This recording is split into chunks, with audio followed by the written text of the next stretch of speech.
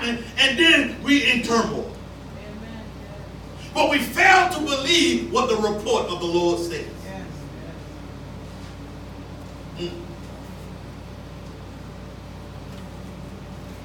God himself began the long list of prophecies of the coming of the Redeemer by the promised seed that the woman would crush the serpent's head and restore man's dominion.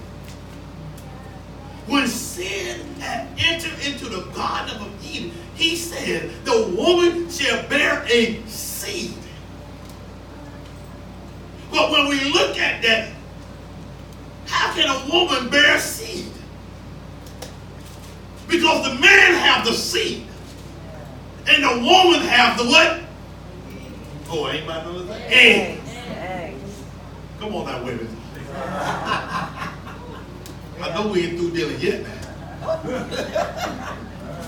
Because when we look at this is impossible. How can a woman bear the seed? But when we look forward into time, and he see the young woman named Maria, Mary said, thou shalt bear a son, and you shall call this name Emmanuel, which is God within us. She said, how can this be? Because I know no man.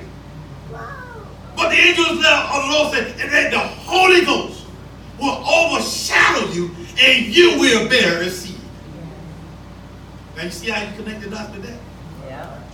So that is what done of God. It is done of God and not of man. It had to be that perfect seed, unblemished, in order to be a perfect sacrifice for our sin and our iniquity. Abraham and Isaac spoke of his coming through their seed. You find that Genesis 12, 1 through 3. If we go there right quickly. Genesis 12. That's the first book of the Bible. First book of the Torah.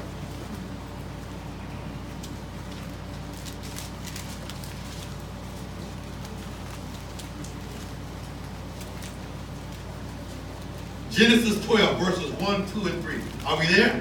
Amen. Let's read. Now the Lord has said unto Abram, get thee out of thy country, and from thy kindred, and from thy father's house, unto a land that and I will a great nation, and I will bless thee, and make thy name great, and thou shalt be a blessing. And I will bless them that bless thee, and curse him that curse thee. See, when God said he will do this, like I said earlier, it is not predicated on your obedience. When he said, I will do this, that's on him. Because he got it like that. Because he knows we're going to falter somewhere along the line. Anybody ever falter somewhere along the line? Yes. He said, go right, we go left. He said, go left, we go right. He said, stand up, we sit down. He said, move right now, we're going to drag our feet.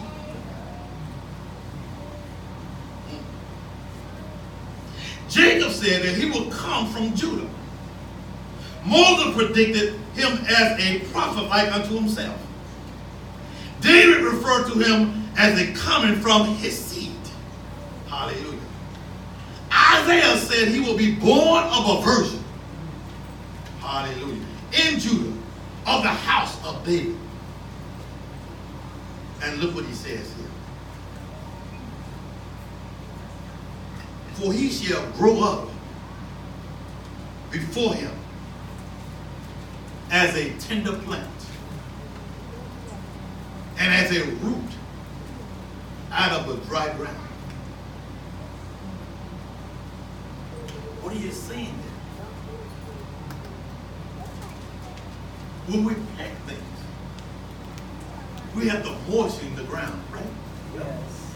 We have to water it, fertilize it. But what he's saying, he's coming up out of dry ground. It's going to be rough. In order to come up out of dry ground, that's a miracle itself. Yes. He's going to come up out of dry ground because somewhere along the line we got dry.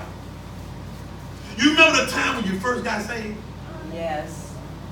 And you were full of fire. You were excited about the Lord. You telling everybody about God. But as we go on in life, we tend to get dry. We stop telling people about Christ. We stop witnessing. We stop praying. We stop reading and studying our Bible. We get dry. Somebody say something about the Lord, we in a hurry to get away from him. We get dry. Ezekiel talked about that dryness, huh? That's one of the favorite sermons in the Baptist churches. Yeah. The dry bones. But we are dry when we're doing allow the Holy Spirit to use us. We are dry when we refuse to believe the report of the Lord. We are dry when we continue to be away from God's house. Yes. For no reason. No legitimate reason. Well, I work hard this week. I got to rest. And then we said, well, the Lord rested on the Sabbath day. He called it the Sabbath. He rested. Well, look what the Lord made. What you made? I'm just being for real. It ain't like he said he need to rest from us. Rest what? He said he need to rest from everything he made because everything we made was good and very good. But there was nothing else to be made for us. That's what he's talking about. It ain't like he went on, piled up some clouds again and laid down. For the word of God, for God is spirit. And they that worship him must worship him in spirit and in truth. Don't you know the spirit don't rest? Amen. The spirit don't get hungry. The spirit don't get tired. The spirit comes and goes. It has no restriction, no limitation. Who reports you're going to believe?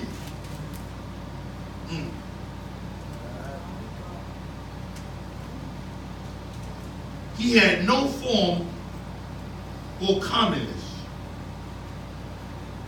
When we shall see him, there is no beauty that we shall desire. Let's fast forward what Isaiah is prophesying. The thing that the Messiah was going to go through. He was going to be beat beyond recognition. And then we look at he's a bloody mess. And when we see that, we want to turn our face. Hallelujah. And look what it says. He is despised and rejected of men. What Peter said around the fire, I don't know him. And cussed at the folks. Surely you should have been with Christ. Surely you look like a Galilean. Surely you've been with him. I don't know the so-and-so, so-and-so, so-and-so. And then he heard the cock crow and he said, oh, Lord. How many times that you had denied that you know Christ, that you are following? That's the same thing. What you mean by denying? They tell dirty jokes and they don't even recognize you. You're a person with the fall of Christ. And matter of fact, you throw yours in there too. Anybody know what I'm talking about? You ain't got to raise your hand now. Yes. I heard about that. Well, look what he says. He is despised and rejected of men, a man of sorrow and acquainted with grief. And we hid as it were our faces from him. He was despised and we esteemed him not. We didn't even say we know him.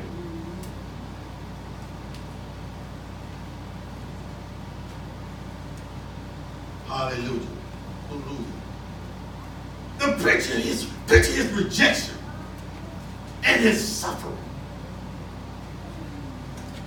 Others also made reports of his coming. So Israel had no excuse for their unbelief when he did come. So what's your excuse?